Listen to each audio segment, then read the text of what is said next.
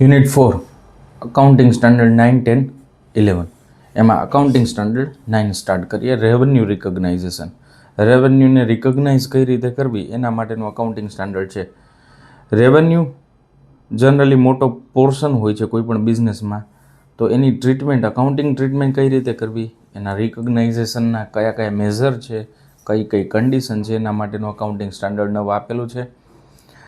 Accounting standard 9 revenue recognition, એની guidance અને guideline provide કરેલી છે. એમાં 4 પ્રકારના રેવન્યુ રિકોગ્નાઇઝ થઈ શકે. એક તો ગુડ્સ સોલ્ડ કરવાથી, સર્વિસને રેન્ડર્ડ કરવાથી, પ્રોફેશનલ હોય તો સર્વિસ રેન્ડર્ડ કરતા હોય, ઇન્ટરેસ્ટની રેવન્યુ રિકોગ્નાઇઝ થાય, રોયલ્ટી અને ડિવિડન્ડ. હવે આપણે જોઈએ કે ગુડ્સના રેવન્યુ રિકોગ્નાઇઝ કરવા તો એની 4 કન્ડિશન ફૂલફિલ થાય ત્યારે આપણે રેવન્યુ રિકોગ્નાઇઝ કરી શકીએ. 4 કન્ડિશનમાં પહેલું, ગુડ્સ ટ્રાન્સફર થઈ જાય બાયર પાસેથી, અથવા સેલર બાયરને ટ્રાન્સફર કરી દે ત્યારે ગુડ્સ ટ્રાન્સફર થઈ ગયેલા કહેવાય. રિસ્ક અને રિવોર્ડ બંને ટ્રાન્સફર કરી દેવામાં આવે. કોના દ્વારા? બાયર સેલરને રિસ્ક અને રિવોર્ડ બંને ટ્રાન્સફર કરી દઈએ. કલેક્શન માટે અનસર્ટેનિટી નથી કે અમાઉન્ટ મળશે કે નહીં, એ કલેક્શન માટેની કંઈ અનસર્ટેનિટી ન હોય, અને નો કંટ્રોલ ઓફ સેલર, સેલરનો કાંઈ પછી કંટ્રોલ ન હોય. એક્ઝામ્પલ તરીકે, હું મોબાઈલ વેચતો હોય, મોબાઈલનો બિઝનેસ કરતો હોય, તો હું ગુડ્સ ટ્રાન્સફર કરી દઉં એટલે મોબાઈલ ટ્રાન્સફર કરી દઉં, રિસ્ક અને રિવોર્ડ. પછી એને લીધો પછી જે કાંઈ ડેમેજ થાય તો એનું રિસ્ક અને રિવોર્ડ બધે એને ટ્રાન્સફર થાય. ભાવ વધે તો એને ફાયદો, જો ઘટાડો થાય તો એને જ બિયર કરવાનો રહેશે. અનસર્ટેનિટી કલેક્શન, કલેક્શન માટે કાંઈ અનસર્ટેનિટી ન હોય અને સેલરનો પછી કંટ્રોલ કાંઈ ન હોય તો ત્યારે આપણે ગુડ્સના જે રેવન્યુ છે, એક્ઝેક્ટ અમાઉન્ટ નથી મળેલી છતાં પણ આપણે એઝ અ રેવન્યુ રિકોગ્નાઇઝેશન કરી શકીએ બેઝડ ઓન 4 કન્ડિશન. તો રેવન્યુ રિકોગ્નાઇઝેશન કરી શકવામાં આવે અને એને રેકોર્ડ કરવામાં આવે. પછી સર્વિસ રેન્ડર કરવામાં આવે તો એને પ્રોપોર્શનેટ અથવા કમ્પ્લીશનના બેઝ ઉપર, અમુક વખત એક મેં કોન્ટ્રાક્ટ નક્કી કરેલો કે 5 વર્ષ હું તમને સર્વિસ આપીશ, તો પહેલા વર્ષે હું 20% કામ કરું, બીજા વર્ષે 30% કામ કરું. અમુક વખત પ્રોપોર્શનેટ બેઝ ઉપર રેવન્યુને રિકોગ્નાઇઝ કરવામાં આવે. અમુક વખત સર્વિસ રેન્ડર કરેલી હોય. એક્ઝામ્પલ તરીકે, હું વકીલ હોઉં અને મેં એક પ્રોજેક્ટ માટે કન્સલ્ટન્સી પ્રોવાઈડ કરવા માટેની ફીઝ હું ચાર્જ કરતો હોય 3 વર્ષની, 3 લાખ નક્કી થઈ ગયો. પહેલા વખતે હું 20,000 જ લઉં તો એના બેઝ ઉપર 20 લેવા, અથવા હું 3,000 ડાયરેક્ટ લઉં તો કમ્પ્લીશનના બેઝ ઉપર કઈ રીતે રેવન્યુ રિકોગ્નાઇઝ કરવી એની ટ્રીટમેન્ટ એ રેવન્યુ રિકોગ્નાઇઝેશનમાં બતાવવામાં આવે છે. ઇન્ટરેસ્ટને ટાઈમલી અને પ્રોપોર્શનેટ બેઝ ઉપર, રોયલ્ટીને અક્રુઅલ બેઝ ઉપર, અને ડિવિડન્ડને જ્યારે રાઇટ ટુ રિસીવ ડિવિડન્ડ, જ્યારે કંપની ડિક્લેર કરી દે ડિવિડન્ડ બધા શેર હોલ્ડર માટે, ત્યારે રેવન્યુને રિકોગ્નાઇઝ કરી શકાય. એક્ઝેક્ટ ન મળેલી હોય છતાં પણ એ અકાઉન્ટિંગ સ્ટાન્ડર્ડ 9 સ્પેસિફાઈ કરે છે. એના રેવન્યુ રિકોગ્નાઇઝેશનના જે મેં આગળ સમજાવેલું એના જ બેઝ ઉપરથી અલગ અલગ કી રોલ અને પ્રિન્સિપલ છે. When to recognise revenue, goods transfer થઈ જાય, અનસર્ટેનિટી ન હોય, બાયરને ગુડ્સ ટ્રાન્સફર થઈ જાય, અને સર્વિસ જ્યારે પરફોર્મ થઈ જાય અથવા કમ્પ્લીટ થઈ જાય ત્યારે આપણે ટ્રાન્સફર કરી શકીએ, રેવન્યુને રિકોગ્નાઇઝ કરી શકીએ. કઈ જગ્યાએ? તો કે P&Lમાં અથવા ટ્રેડિંગમાં, as the case may be. Risk અને રિવોર્ડ ટ્રાન્સફર થઈ જાય, અનસર્ટેનિટી ન હોય. શેની અનસર્ટેનિટી? અમાઉન્ટ રિસીવ થવાની, ત્યારે આપણે રિકોગ્નાઇઝ કરી શકીએ. ઓબ્જેક્ટિવ છે રેવન્યુ રિકોગ્નાઇઝેશનના. ટાઈમિંગ રિકોગ્નાઇઝેશન, રિસ્ક અને રિવોર્ડ ટ્રાન્સફર થઈ જાય ત્યારે આપણે રેવન્યુ રિકોગ્નાઇઝ કરી શકીએ. અમાઉન્ટ ડિટર્મિનેશન, અમાઉન્ટને કેવી રીતે રેકોર્ડ કરવી અને સમજવી અને જાણવી એ રેવન્યુ રિકોગ્નાઇઝેશનમાં એને લગતા ક્રાઇટેરિયા દર્શાવવામાં આવે છે. પ્રોપોર્શનેટ બેઝ ઉપર લીધેલી હોય તો કઈ રીતે લેવી, કમ્પ્લીશનના બેઝ ઉપર લીધેલી હોય, એક્ઝામ્પલ તરીકે અકાઉન્ટિંગ સ્ટાન્ડર્ડ 7ની અંદર કમ્પ્લીશનના બેઝ ઉપર છે તો એ કઈ રીતે રેવન્યુને રિકોગ્નાઇઝ કરવી, પ્રોપોર્શનેટ બેઝ ઉપર છે તો રેવન્યુને કઈ રીતે રિકોગ્નાઇઝ કરવી, એનું મેઝરમેન્ટ અને એના ક્રાઇટેરિયા સર્ટેનિટીના બેઝ ઉપર કઈ રીતે કન્સિડર કરશું એ દર્શાવવામાં આવે છે. યુનિફોર્મિટી અને રિલાયબિલિટી. પછી છે specific type of revenue. Total મેં તમને આગળ સમજાવેલું એ ગુડ્સ સોલ્ડ કરવાથી, પછી સર્વિસ, ઇન્ટરેસ્ટ, રોયલ્ટી અને ડિવિડન્ડ. એટલા જો મેં તમને કીધું કે ડિવિડન્ડમાં રાઇટ ટુ રિસીવ ડિવિડન્ડ, ત્યારે પછી રોયલ્ટીમાં અક્રુઅલ બેઝ, અક્રુઅલ જ્યારે એગ્રીમેન્ટ થઈ જાય ત્યારે જ આપણે મેન્શન કરી શકીએ. ટાઈમ બેઝ ઉપર, પ્રોપોર્શનેટ બેઝ ઉપર, અને સર્વિસ જ્યારે ડિલિવર થાય અથવા કમ્પ્લીટ થાય અને પ્રોપોર્શનેટ બેઝ ઉપર અથવા ટાઈમ બેઝ ઉપર રિકોગ્નાઇઝ કરી શકાય. કોને કોને અપ્લાય થાય તો જ્યારે ગુડ્સનો બિઝનેસ હોય, ગુડ ટ્રાન્સફર એટલે ટ્રેડિંગ બિઝનેસ હોય, સર્વિસ રેન્ડર કરતા હોય પ્રોફેશનલ, અને આ બીજી 3 રેવન્યુ એટલે સેલ્સ ઓફ ગુડ્સ અને સર્વિસીસ, આ 1 અને બીજી 3, ટોટલ 3 ને 4 ક્રાઇટેરિયા આપેલા છે. જ્યારે રેવન્યુ રિકોગ્નાઇઝ કરવામાં આવે એ ક્રાઇટેરિયાને મેન્શન કરવામાં આવશે. એક્સક્લુડ કોને થાય છે આ ખાસ લખવાનું મહત્વનું છે. કન્સ્ટ્રક્શન કોન્ટ્રાક્ટ એક્સક્લુડ થશે. લીઝ માટે અકાઉન્ટિંગ સ્ટાન્ડર્ડ 9 અપ્લાય નહીં થાય. કન્સ્ટ્રક્શન કોન્ટ્રાક્ટ એક્સક્લુડ શું કામ થાય? કારણ કે એમાં ક્રાઇટેરિયા, કમ્પ્લીશનની મેથડ ને એ બધું અલગ છે. એની સ્પેશિયલ ટ્રીટમેન્ટ અને સ્પેશિયલ મેન્શન કરવાની આવક એ અકાઉન્ટિંગ સ્ટાન્ડર્ડ 9ની અંદર જ અકાઉન્ટિંગ સ્ટાન્ડર્ડ 7ની અંદર જ સ્પેસિફાઈ કરેલી છે. 19 લીઝમાં નહીં અપ્લાય થાય. Government grant accounting standard 12. Insurance contract એને પણ અપ્લાય નહીં થાય. લીઝને અકાઉન્ટિંગ સ્ટાન્ડર્ડ 19 એને અપ્લાય નહીં થાય. અને ફોરેન કરન્સીના ટ્રાન્ઝેક્શન આટલાને આ અકાઉન્ટિંગ સ્ટાન્ડર્ડને આ રેવન્યુ રિકોગ્નાઇઝેશનના રૂલ્સ, રેગ્યુલેશન અને એની ફ્રેમવર્ક એ અપ્લાય નહીં થાય. તો આ ખાસ મહત્વનું છે અકાઉન્ટિંગ સ્ટાન્ડર્ડ 9 જે એક્ઝામમાં પૂછી શકાય. એના પછી છે અકાઉન્ટિંગ સ્ટાન્ડર્ડ 10. સૌથી ઇઝી, પહેલાં નામ હતું ફિક્સ અસેટ્સ, અત્યારે નામ છે PPE, property plant and equipment. Tangible assets હોય તો એને ટેન્જિબલ અસેટ્સને રિકોગ્નાઇઝ કઈ રીતે કરવી, બેલેન્સ શીટમાં રિકોગ્નાઇઝ એટલે દર્શાવી. કોને કોને અસેટ્સની કન્ડિશન, સૌથી પહેલાં અસેટ્સ બને તો કઈ રીતે આપણે ખબર પડે કે આ અસેટ છે? તો એ અસેટ્સ ટેન્જિબલ હોવી જોઈએ, એટલે દ્રશ્ય, જે જોઈ શકાય ને અડી શકાય. યુઝફુલ લાઈફ 1 વર્ષથી વધુ એટલે 12 મહિનાથી વધુ હોય અને બિઝનેસ યુઝમાં હોય. આ 3 કન્ડિશન ફૂલફિલ થાય તો એ અસેટ્સની ક્રાઇટેરિયા ફૂલફિલ કરે અને એની ટ્રીટમેન્ટ અકાઉન્ટિંગ સ્ટાન્ડર્ડ 10 મુજબ કરવામાં આવશે. જેમાં પ્રોપર્ટી પ્લાન્ટ અને ઇક્વિપમેન્ટ એને લગતી ઇન્ફોર્મેશન છે. Accounting treatment for companies long term tangible assets, કઈ assets? Building, machinery. Accounting standard 26 intangible માટે સેપરેટલી મેન્શન કરેલું જ છે, એટલા માટે એને અપ્લાય નહીં થાય. અકાઉન્ટિંગ સ્ટાન્ડર્ડ ફિક્સ એસેટ્સમાં 2 ક્રાઇટેરિયા હોય, 2 પાર્ટ પડે, ટેન્જિબલ અને ઇન્ટેન્જિબલ. ટેન્જિબલ માટે અકાઉન્ટિંગ સ્ટાન્ડર્ડ 10, ઇન્ટેન્જિબલ માટે અકાઉન્ટિંગ સ્ટાન્ડર્ડ 26, જે સેમ 2ની અંદર તમારે આવશે. How to investment change over a period of time. The standard cover recognise કેવી રીતે કરવું, એટલે એને અસેટ્સને ઓળખવી, મેઝર કરવી અને એને ડિસ્ક્લોઝ કરવી. ઇનિશિયલ મેઝરમેન્ટ અને રિકોગ્નાઇઝેશન એટલે શું? શરૂઆતમાં ઇનિશિયલ એટલે જ્યારે પરચેસ કરવામાં આવે ત્યારે કઈ અમાઉન્ટ એ બુક્સ ઓફ અકાઉન્ટમાં લખવી.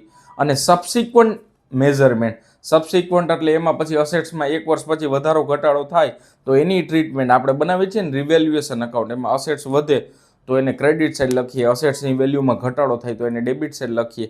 એના બેઝ ઉપર અસેટ્સમાં વધારો ઘટાડો કરવામાં આવે તો એને કહેવાય સબસિક્વન્ટ મેઝરમેન્ટ.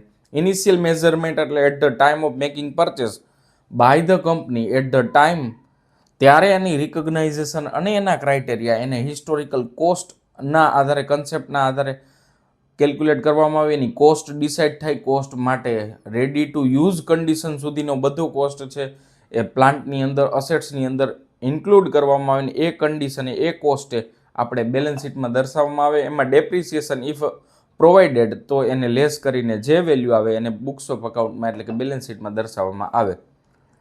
તો આ ઇનિશિયલ મેઝરમેન્ટ કહેવાય. ઇનિશિયલ એટલે જ્યારે લીધું હોય ત્યારે, અને સબસિક્વન્ટ એટલે પછી. જો કીધેલું જ છે અહીં, મેં પણ લખેલું છે, શોર્ટમાં તમે સમજી શકો. ઇનિશિયલ રિકોગ્નાઇઝેશન કોસ્ટ પ્રાઇઝે એટલે હિસ્ટોરિકલ કોસ્ટ પ્રાઇઝ એટલે પરચેસ કરેલી એ કિંમતે. સબસિક્વન્ટ રિકોગ્નાઇઝેશન કોસ્ટમાંથી ડેપ્રિસિએશન કાઢીને અને રિવેલ્યુએશન કરીને, એટલે જે કાંઈ વધારો ઘટાડો હોય તો એને કરીને મેન્શન કરવામાં આવશે. અસેટ્સને રિકોગ્નાઇઝ કરવા, અસેટ્સને રિકોગ્નાઇઝ કરવી. જો પોતે અસેટ છે એ બિઝનેસના યુઝ માટે હોય તો એને જ રિકોગ્નાઇઝ કરી શકાય. બિઝનેસ યુઝ કન્ડિશન છે એ, અને એની લાઈફ કેવી છે, મોર ધેન 1 યર. શરૂઆતમાં સમજાવ્યું એ જ તમને અહીંયા આપેલું છે. કન્ડિશન ઇનિશિયલ માટે ઇનિશિયલ મેઝરમેન્ટ એટલે શું? પરચેસ પ્રાઇસ અને જે કાંઈ ડાયરેક્ટલી ખર્ચા જે કાંઈ ઓક્ટો હોય, પછી જીએસટી છે, બીજા કાંઈ કોસ્ટ હોય પરચેસ કરવા ટાઈમે, એક્ઝામ્પલ તરીકે મેં એક મશીનરી લીધું હોય, 50,000ની મશીનરી હોય, એમાં 10,000નો બીજો એક્સ્ટ્રા જે એટ્રીબ્યુટેબલ કોસ્ટ હોય એ મેન્શન કરેલું હોય, જે રેડી ટુ યુઝ સુધીનો બધો ખર્ચ છે, તો અસેટ્સની વેલ્યુ 10,000 એડ કરીને 60,000 તરીકે દર્શાવવામાં આવે. કઈ જગ્યાએ? બેલેન્સ શીટમાં. તો એને કહેવાય ઇનિશિયલ મેઝરમેન્ટ. સબસિક્વન્ટ મેઝરમેન્ટ એના પછી, આફ્ટર અસેટ્સ હેઝ બીન પરચેસ્ડ, ત્યારે એને વેલ્યુને કઈ રીતે રિકોગ્નાઇઝ કરવી, એને અક્યુમ્યુલેટેડ ડેપ્રિસિએશન લેસ કરીને ડેપ્રિસિએશનનું મેઝરમેન્ટ અકાઉન્ટિંગ સ્ટાન્ડર્ડ 6માં મેન્શન કરેલું છે. ડેપ્રિસિએશન કઈ રીતે WDV લેવી કે SLM, એના બેઝ ઉપર દર્શાવવામાં આવશે અને એ લાઈફના આધારે અને WDVના આધારે ડેપ્રિસિએશનનું કેલ્ક્યુલેશન કરવામાં આવશે. ડિસ્પોઝલ અસેટ્સને ડિસ્પોઝ કરવામાં આવે તો એની કોસ્ટ અને એને મેઝરમેન્ટ, એના ક્રાઇટેરિયા ઇન્ક્લુડ કરવામાં આવે. કોને કોને અપ્લાય નહીં થાય? બાયોલોજિકલ અસેટ્સ એટલે લાઈવ સ્ટોક અને ક્રોપ. બાયોલોજિકલ એટલે એનિમલને અપ્લાય ન થાય, અસેટ્સને જ અપ્લાય થાય ટેન્જિબલમાં, પણ બાયોલોજિકલ અસેટ્સ હોય એને અપ્લાય નહીં થાય અકાઉન્ટિંગ સ્ટાન્ડર્ડ. એનું અકાઉન્ટિંગ સ્ટાન્ડર્ડ અલગ સેપરેટલી મેન્શન કરેલું છે. એટલે એનિમલ અને લાઈવ સ્ટોક અને ક્રોપ જે પાક હોય એ ઉગાડવામાં આવતો હોય એને પણ અકાઉન્ટિંગ સ્ટાન્ડર્ડ 10 અપ્લાય નહીં થાય. કી ઓબ્જેક્ટિવ, અકાઉન્ટિંગ ટ્રીટમેન્ટ સમજવી, અસેટ્સને સમજવી અને એને રિકોગ્નાઇઝ કરવી, લખવી, ઇન્વેસ્ટમેન્ટના ડિસિઝન લેવા, ટ્રેક ચેન્જીસ જે કાંઈ ફેરફાર થતો હોય એ પણ સમજવા માટે, ensure consistency and transparency, easily તમે એક વર્ષથી બીજા વર્ષમાં રિકોગ્નાઇઝ કરી શકો, લખી શકો અને એને સ્ટેક હોલ્ડર પણ ઇઝીલી સમજી શકે, એટલા માટે અકાઉન્ટિંગ સ્ટાન્ડર્ડ 10ની ટ્રીટમેન્ટ દર્શાવવામાં આવે છે. રિકોગ્નાઇઝ કરવું, મેઝર કરવું અને ડેપ્રિસિએશનને મેન્શન કરવાનું અલગ અલગ મેથડ દ્વારા ડિસ્ક્લોઝ કરવામાં આવે. Enterprise require to disclose their accounting policy for any kinds of information if any. આ જે ડિસ્ક્લોઝર છે એ ડિસ્ક્લોઝર તમારે અપ્લાય નહીં થાય, એ બીજા સ્ટાન્ડર્ડનો ભૂલથી જ છે, એટલે ખાસ એ કાઢી નાખવાનું છે. એના પછી છે અકાઉન્ટિંગ સ્ટાન્ડર્ડ 11. 11 છે the effect of changes in foreign exchange rate. હવે ફોરેન એક્સચેન્જ રેટની ઇફેક્ટ ઇમ્પોર્ટન્ટ છે. હવે સર ફોરેન એક્સચેન્જ રેટની ઇફેક્ટ એટલે શું? સૌથી પહેલાં ફોરેન કરન્સી એટલે શું? ડોમેસ્ટિક કરન્સી સિવાય બધી કરન્સીને ફોરેન કરન્સી કહેવાય. એક્ઝામ્પલ તરીકે હું કેનેડામાં વર્ક કરતો હોય તો કેનેડિયન ડોલર સિવાયની બધી કરન્સી છે એ ફોરેન કરન્સી કહેવાય. હું ઇન્ડિયામાં વર્ક કરતો હોય તો ઇન્ડિયાના રૂપીસ સિવાયની બધી કરન્સીને ફોરેન કરન્સી કહેવાય. તો એ બંને કન્ટ્રી વચ્ચે જે ટ્રાન્ઝેક્શન થતા હોય, બંને કંપની વચ્ચે જે ટ્રાન્ઝેક્શન થતા હોય એ ટ્રાન્ઝેક્શનને રેકોર્ડ કરવા માટે એને સ્પોટ રેટે એટલે જ્યારે ડીલ થઈ હોય તે રેટે કઈ રીતે મેન્શન કરવી, પછી રેટમાં કાંઈ ફેરફાર થાય તો એની ટ્રીટમેન્ટ કઈ રીતે બુક્સ ઓફ અકાઉન્ટમાં કરવામાં આવે એ અકાઉન્ટિંગ સ્ટાન્ડર્ડ 11 સ્પેસિફાઈડ કરે છે, મેન્શન કરે છે. that deals with the accounting of foreign operations separately focusing on effect of changes in foreign exchange rate. અને એમાં જ મેઇન ફોકસ એનો છે એક્સચેન્જ રેટમાં કાંઈ ફેરફાર થાય અસેટ્સ અને લાયબિલિટીના ટ્રીટમેન્ટ માટે, તો એ જે ટ્રીટમેન્ટની ઇમ્પેક્ટ બુક્સ ઓફ અકાઉન્ટમાં કઈ રીતે મેન્શન કરવામાં આવે એ સમજાવવામાં આવે છે. ફોરેન કરન્સીના ટ્રાન્ઝેક્શન એને રેકોર્ડ કરવા માટે. હવે ફોરેન કરન્સી ટ્રાન્ઝેક્શન એટલે શું? અધર દેન ડોમેસ્ટિક કરન્સી. પહેલી વખત જ્યારે પરચેસ કરેલી હોય કોઈ પણ અસેટ્સ અથવા કોઈ પણ અમાઉન્ટની કોઈ પણ મિલકત અથવા ગુડ્સ અથવા સર્વિસ, તો એને સ્પોટ રેટે રિકોગ્નાઇઝ કરવામાં આવે. સ્પોટ રેટ એટલે જ્યારે માર્કેટમાં ઇનિશિયલ રિકોગ્નાઇઝ એ રેટે દર્શાવીને બુક્સ ઓફ અકાઉન્ટમાં બેલેન્સ શીટમાં દર્શાવવામાં આવે. પછી સબસિક્વન્ટ રિકોગ્નાઇઝેશન એ પ્રિવેલિંગ ફોરેન એક્સચેન્જ રેટ મુજબ, એટલે પછી જે કાંઈ રેટ હોય એના બેઝ ઉપર લખવામાં આવે. એમાં પણ સ્પેસિફિક ક્રાઇટેરિયા મેન્શન કરેલા છે કે મોનિટરી આઇટમ હોય અને નોન મોનિટરી આઇટમ હોય એની ટ્રીટમેન્ટ કઈ રીતે મેન્શન કરવી, તો એ આપણે જોઈએ આગળ. Transaction in foreign currency initially A transaction is recorded in the reporting currency by applying exchange rate on the date of transaction. Initially જે એક્સચેન્જ રેટ હોય ટ્રાન્ઝેક્શન થયેલું હોય એ ટ્રાન્ઝેક્શનને દર્શાવવામાં આવે છે. હવે બે પ્રકારની આઇટમ છે, મોનિટરી અને નોન મોનિટરી. જેની ફિક્સ્ડ મોનિટરી વેલ્યુ હોય એને મોનિટરી કહેવાય. એક્ઝામ્પલ તરીકે debtor, bank balance, investment in debenture interest, loan taken and given, એ બધું ફિક્સ છે કે મને આટલી અમાઉન્ટ તો મળશે જ. એના માટેનો સ્પેશિયલ રેટ છે ક્લોઝિંગ રેટ. ક્લોઝિંગ રેટ એટલે શું? એક્ઝામ્પલ તરીકે બુક્સ ઓફ અકાઉન્ટમાં આપણે 25-26નું વર્ષ જોઈએ તો 1/4/25 ઓપનિંગ રેટ કહેવાય, 31/3/26 ક્લોઝિંગ રેટ કહેવાય. એ બેલેન્સ શીટમાં આપેલો જ હોય. ત્યારે જે રેટ હોય એ રેટે આપણે દર્શાવવામાં આવશે. એને કન્વર્ટ કરીને ડેટર્સને રૂપીઝમાંથી ડોલરમાં હોય, ધારો કે ઇન્ડિયાની બ્રાન્ચ ફોરેનમાં હોય તો એને ફોરેનમાં કન્વર્ટ કરીને છેલ્લા દિવસે જે રેટ હોય એ રેટે બેલેન્સ શીટમાં કન્વર્ટ કરીને મોનિટરી આઇટમને દર્શાવવામાં આવશે. અને નોન મોનિટરી આઇટમ એટલે શું? કે જેનો ફિક્સ રેટ ન હોય, એમાં વધઘટ થતી હોય સતત. એમાં એક્ઝામ્પલ છે લેન્ડ, જમીનમાં વધારો ઘટાડો થતો હોય, ઇન્ટેન્જિબલ અસેટ્સ અથવા પ્રીપેડ એક્સપેન્સ. તો એવા જે નોન મોનિટરી વેલ્યુ છે એને રેટ કયો અપ્લાય થશે? એને હિસ્ટોરિકલ રેટ. હિસ્ટોરિકલ રેટ એટલે શું? At the time of making purchase of such kind of assets, એટલે અસેટ્સ પરચેસ કરેલી હોય એ અસેટ્સના રેટ છે એ રેટે એને પરચેસ કરવામાં એને ડિસ્ક્લોઝ કરવામાં આવશે બેલેન્સ શીટમાં.